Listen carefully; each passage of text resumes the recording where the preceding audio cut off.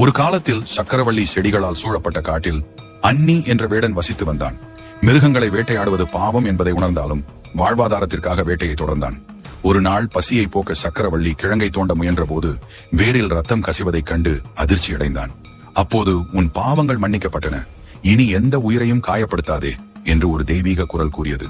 அதிர்ந்த வேடன் உடனே இந்த விஷயத்தை அரசனிடம் தெரிவித்தான். அங்கு வந்த அரசன் சிறகுகளுடன் கூடிய ஒரு அற்புதமான சிவலிங்கத்தை கண்டார். அதை அங்கிருந்து எடுத்துச் செல்ல எவ்வளவு முயன்றும் சங்கிலியால் பிணைத்து யானைகளால் இழுத்தும் அது அசையவே இல்லை. அன்றிரவு சிவபெருமான் கனவில் தோன்றி, சிவலிங்கத்தை இழுக்க வேண்டாம், நான் இங்கு தங்கி அருள் புரிவேன் என்று அறிவுறுத்தினார். அதன் பிறகு அரசன் அந்த இடத்தில் கோயிலை அமைத்தார். 21 தீபங்களை ஏற்றி 21 முறை கோயிலை சுற்றினால் அடுத்த 21 தலைமுறைகளின் பாவங்கள் தீர்க்கும். இத்தலத்தில் சுயம்பு மூர்த்தியான சிவபெருமான் மணல் நிறத்தில் மன்னீஸ்வரராக அருள் புரிகிறார். மேல்தலை தஞ்சாவூர் என அழைக்கப்படும் இக்கோவில் கோவை மாவட்டம் அன்னூரில் அமைந்துள்ளது.